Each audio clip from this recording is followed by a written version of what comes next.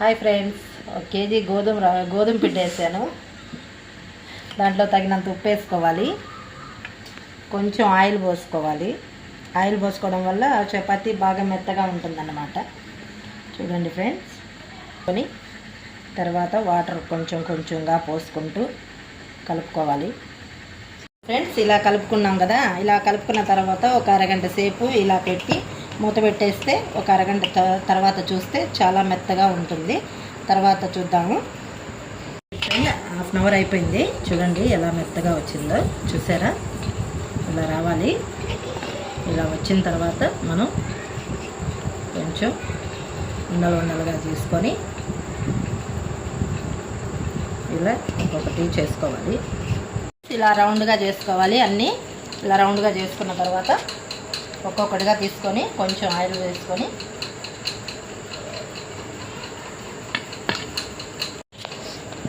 ఇలా రుద్దుకున్న తర్వాత మళ్ళీ కొంచెం ఆయిల్ పోసి ఇలా ఆయిల్ బాగా పూసి రెండుగా కట్ చేయాలి. చేసిన తర్వాత ఇలా మర్చుకుంటే ఒకే చపాతీ పిండితో 2 చపాతీలు వస్తాయి అన్నమాట.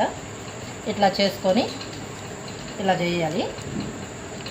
ఇలా చేయడం వల్ల పొరలుగా చపాతీ బాగా మెత్తగా బాగా వస్తుంది.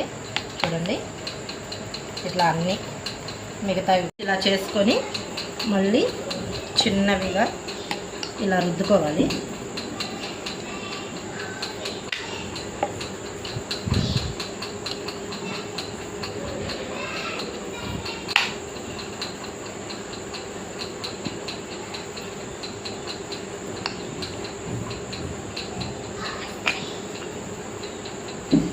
ఇలా చేసుకోవాలి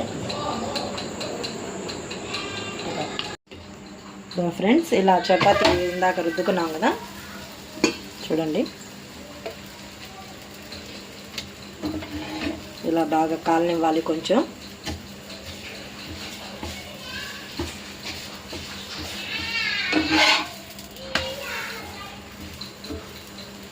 ఇలా రెండో పక్క కూడా తిప్పుకొని కాల్చుకొని బాగా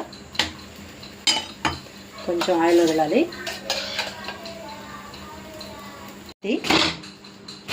ఇలా పగలగొట్టుకుంటే బాగా మెత్తగా పొరలుగా వస్తాయి. చూసారా? ఇలా వస్తుంది. Chapati and chicken curry ready friends.